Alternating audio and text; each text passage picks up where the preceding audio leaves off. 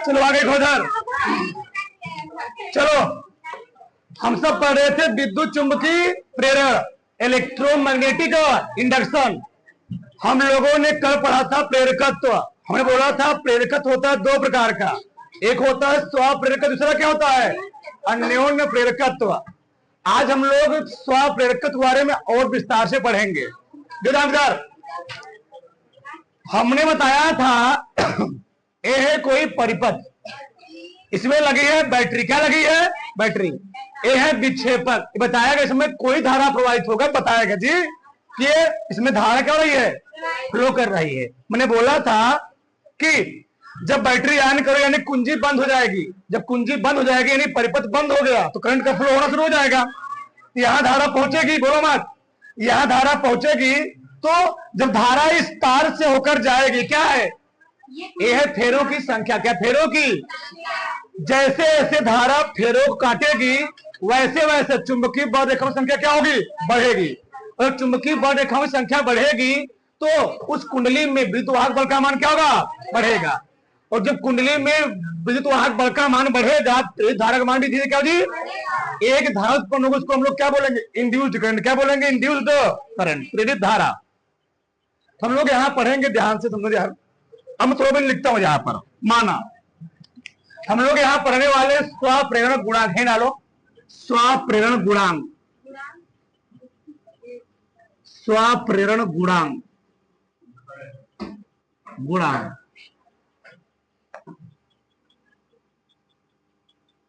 Coefficient of क्या जी? Coefficient of क्या? Induction.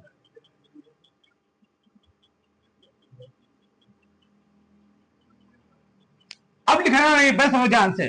देखो इधर माना, माना माना किसी कुंडली में, लिखना किसी नहीं हो, माना किसी, क्या हुआ?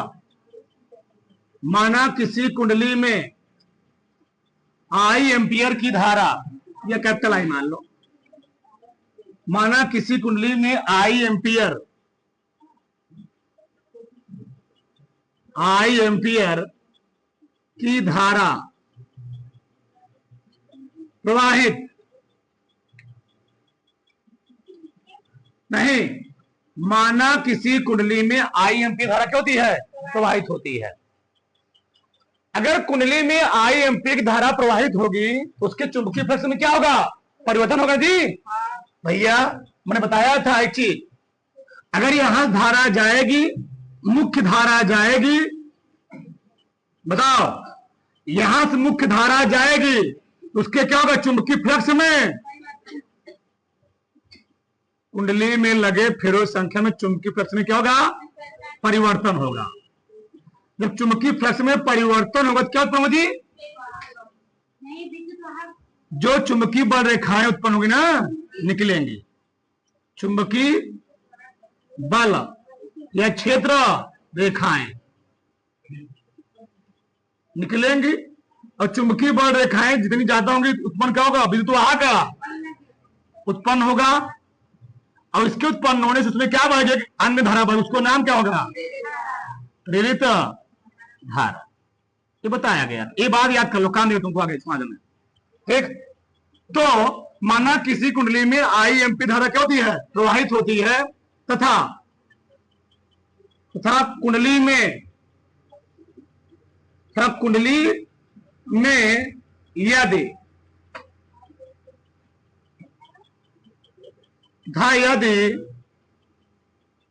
कुंडली के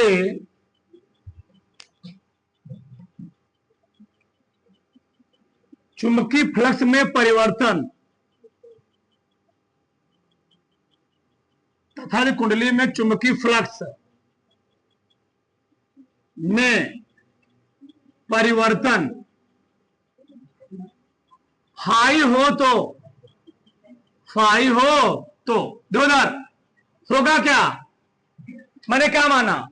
माना किसी कुंडली में आई एम्पी धारा क्या होती है? प्रवाहित होती है, तथा कुंडली में चुंबकीय फ्लक्स में परिवर्तन क्या हो? फाई हो।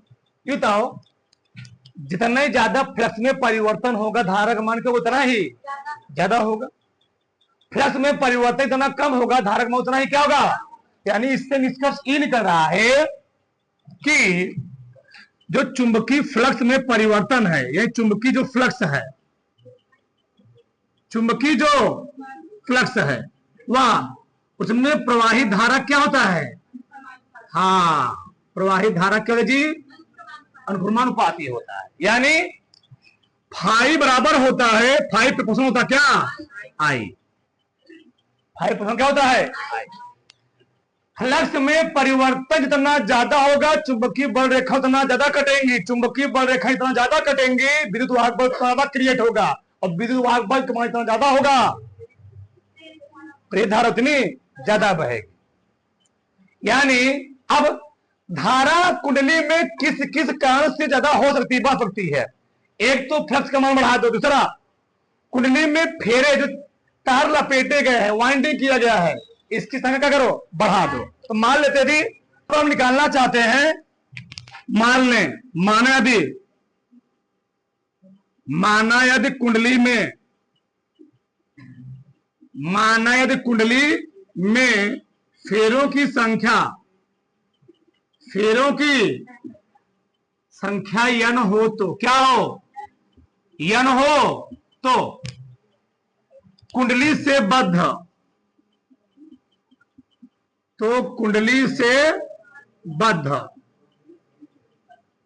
संपूर्ण चुंबकीय फ्लक्स, संपूर्ण चुंबकीय, बोलो मत, अगर फेरों की संख्या n होगी जो कुंडली से बद्ध संपूर्ण चुंबकीय फ्लक्स होगा, n आंख इससे गुणा हो जाएगा कितने जी, यानी n फाई प्रोपोर्शनल हो जाएगा क्या, आई।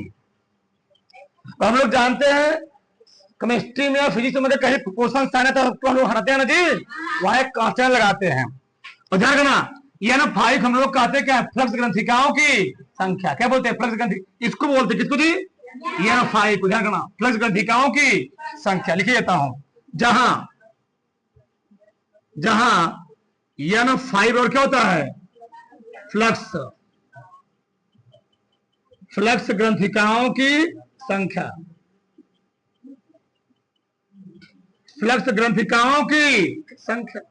अब बताओ इधर, तो n फाइव प्रोपोर्शनल को हटाएंगे क्या देगा, हमको लाना स्वप्रेरण गुणांक, दिखाते किसके हम से, ठीक है जी।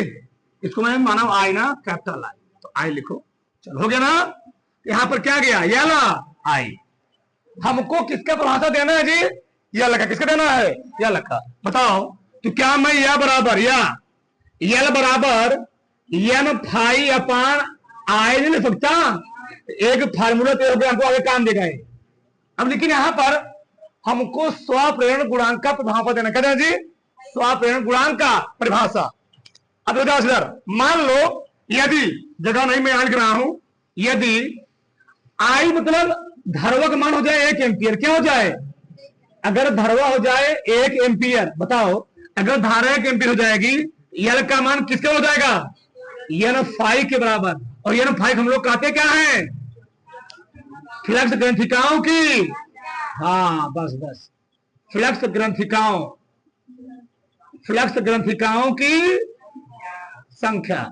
यानी यहां से जो स्वप्रेरण गुणांक का परिभाषा निकला, क्या निकला, कैसे बोलोगे, यदि किसी कुंडली में 1 एम्पियर की या एकांक धारा प्रवाहित हो रही हो तो कुंडली का स्वप्रेरण गुणांक फ्लक्स ग्रंथिकाओं की संख्या क्या होता है। फिर से, यदि किसी कुंडली में 1 एम्पियर की धारा क्या हो रही हो, प्रवाहित हो रही हो, यदि किसी कुंडली में 1 एम्पियर धारा प्रवाहित होती है तो कुंडली का स्वप्रेरण गुणांक फ्लक्स ग्रंथिकाओं की संख्या क्या होता है, बराबर होता है। द्विभाषा लिखवाऊंगा, आगे फिर लिखवाऊंगा। यानी यहां पर हम लोग क्या लिखेंगे, लिख ही देता हूं, यदि क्या जी, निष्कर्ष क्या निकला, यदि किसी कुंडली में एकांक धारा प्रवाहित होती है तो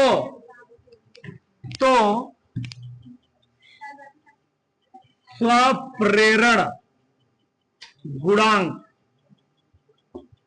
का मान, स्वप्रेरण गुणांक का मान क्या, फ्लक्स ग्रंथिकाओं की, फ्लक्स ग्रंथिकाओं की, फ्लक्स ग्रंथिकाओं की संख्या के क्या होता जी, हाँ, संख्या के बराबर होता, बराबर होता है। किसी कोई डाउट? यहां से एक वाता निकला, अगर कुंडली में 1 एमपी धारा बहेगी, जो कुंडली का स्वप्रेरण गुणांक होगा किसके बराबर होगा, फ्लक्स ग्रंथिकाओं की संख्या के। इस सवाल लगाने में बड़ा काम है, उतारो बड़ाक से, डायग्राम नहीं बनाना, पर उतारना है। ठीक, आगे लिखो, अगर लिखो विद्युत वाहक बल तथा स्वप्रेरण गुणांक में संबंध,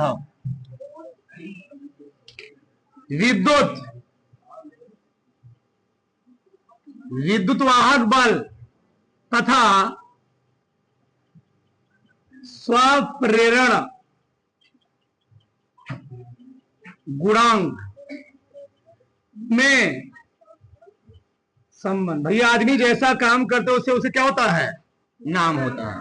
गौतम बुद्ध, महावीर, स्वामी कहाँ के थे, आकाश मैया सब कहाँ के थे, धरती के थे। स्वामी विवेकानंद कहाँ के थे, धरती के थे। अच्छा काम करके लोग जन्मों जन्म तक क्या करेंगे, उनको याद करते रहे। तुम भी अच्छा काम करो। ठीक, तो देखो जानदार, विद्युत वाहक बल एक क्या होता है, सेल्फ इंडक्शन। क्या होता है, self coefficient of self induction, relation between electromotive force and coefficient of self induction लिख सकते हो। अरे समझो, विद्युत वाहक बल हम सब पढ़ रहे हैं किसका जी, फैराडे का नियम। हम लोग यहाँ पर उनसे तुम्हें कुछ चीजें लिखेंगे। बताओ फैराडे दूसरा नियम क्या होता है, लिख दो जरा। फैराडे लिखना नहीं है भाई, फैराडे के नियमानुसार अब सबको दिखना है। तो अब फैराडे नियम दूसरा क्या था, किसी कुंडली में उत्पन्न, डायरेक्ट, किसी कुंडली, वही बात हुआ, किसी कुंडली से बद्ध क्या, चुंबकीय फ्लक्स, फ्लक्स के मान में परिवर्तन क्या होता है, क्या था, किसी कुंडली से बहुत चुंबकीय फ्लक्स के मान में परिवर्तन, परिवर्तन किसी कुंडली से बहुत चुंबकीय फ्लक्स के मान में परिवर्तन, उसमें उत्पन्न, उसमें उत्पन्न विद्युत वाहक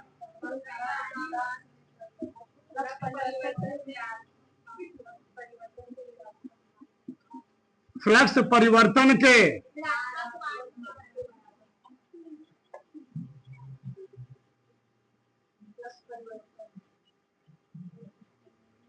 फ्लक्स परिवर्तन के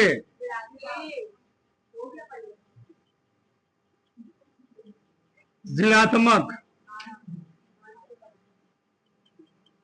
मान के क्या होता है, अनुक्रमानुपाती होता है। ठीक, इसी हम लोग कहते हैं लेंज का नियम। या तुम डायरेक्ट बोल सकते थे किसी कुंडली में उत्पन्न विद्युत वाहक बल का मान क्या, फ्लक्स परिवर्तन के ऋणात्मक मान क्या होता है, अनुक्रमानुपाती होता है। ठीक, यानी जो विद्युत वाहक बल होता है ई, वह प्रोपोर्शनल होता है क्या जी, डी फाई अपान क्या, डी टी। ठीक, अगर कुंडली में हम मान ले फेरो संख्या याद हो, लिखना नहीं है, यदि यदि यदि कुंडली में, यदि कुंडली में फेरों की संख्या क्या हो जी, n हो। बताओ अगर कुंडली में फिरो संख्या n होगी तो जो संपूर्ण चुंबकीय फ्लक्स परिवर्तन होगा कितना हो जाएगा, E proportional minus n into D five upon क्या हो जाएगा, डी टी। और तुम लोग जानते देखो अगर लिखा गया हो 2 इंटू डी एक्स या डी वाई अपान क्या लिखा होगा, डी एक्स। क्या लिखा दीजिए, डी एक्स। तो हम 2 कैसे लिख सकते हैं, मान लो एक मिनट, मान लो क्या लिखा गया है 2 और यहां लिखा गया इंटू एक्स स्क्वायर, इसको ऐसे नहीं लिख सकते क्या, डी वाई बटे डी एक्स बराबर 2x लिख सकता हूं, कोई दिक्कत नहीं है। तो ये चला गया अंदर ना, डी के अंदर चला गया, क्या गया बताओ, ई बराबर ई प्रोपोर्शनल क्या गया माइनस, क्या गया माइनस माइनस एन को अंदर ले जाओ हो जाएगा डी एन फाइव अपान क्या हो गया, डी टी। सही है। अब बताओ अभी मैं लिखवाया एन फाइव और क्या होता है तो बताओ, अभी मैं लिखवाया ना भैया, लिखवाया था एल आई बराबर क्या होता है, एन फाइव लिखवाया, देखो बताओ। तो ई प्रोपोर्शनल माइनस डी, इसके स्थान क्या लिखूंगा, एल आई बटे क्या हो गया, D T. L constant, L कहां चलाएगा, बाहर चलाएगा, धारा बदलेगी, स्वप्रेरण गुणांक क्या होगा, बदलेगा नहीं, फिक्स रहेगा वो। तो ई प्रोपोर्शनल क्या जी, क्या गया प्रोपोर्शनल माइनस एल क्या गया, डी आई अपान क्या हो गया, डी टी। ठीक है, कोई दिक्कत, प्रोपोर्शनल हटाओगे ना, एक कांस्टेंट लगाओगे तो कांस्टेंट क्या लगा दो, क्या लगा दो यहां पर, क्या लगा दो, क्या दे बताओ, ई बराबर के ना माइनस के एल